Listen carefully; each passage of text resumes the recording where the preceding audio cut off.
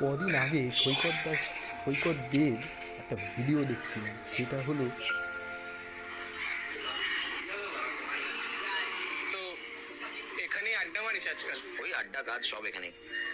আর বল, তোর কাজ কেমন চলছে? তো জানিসই ওই। এক minute, getting a call. Hello, হ্যাঁ হ্যাঁ, তুমি ওকে বলে দাও না কালকে চলে আসতে। না না না, হবে না এরকম ভাবে তো হবে না। হ্যাঁ বল, কি বলছিলি? হ্যাঁ, ওই আমাদের পরশু একটা থিয়েটারে শো আছে। বাহ, আমি জানি তুই অনেক ব্যস্ত, তোর তাও যদি বন্ধু বান্ধব নিয়ে তোর একটু আসিস তাহলে আমার ভালো লাগবে, আর ফিনান্সিয়াল আমাদের একটু হেল্প হয়ে যায়। চেষ্টা করবো। হ্যাঁ মানে তুই চেষ্টা করলে অনেক। শোন না, বলছি আমি উঠি। হ্যাঁ, কিছু খেয়েছিস?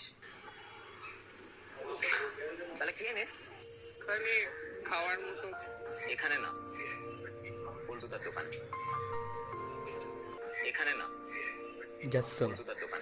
ভিডিওটা দেখে তোমরা কি বুঝলে জানি না, কিন্তু আমি প্রথম দেখলাম এতক্ষণ ধরে একটা বন্ধু ভাট বকে গেল আর বলল এত বড় একটা জায়গায় খেতেও নিয়ে গেল নিজের বন্ধুকে, সে যে বলছে কিনা পল্টুদার দোকানে খেতে নিয়ে যাবে।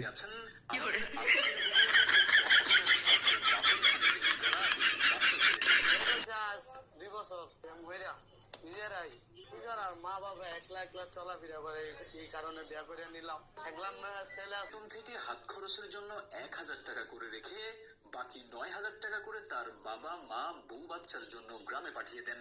এভাবেই চলছে তার জীবন। এরই তো তার মানে জীবনই ভালো।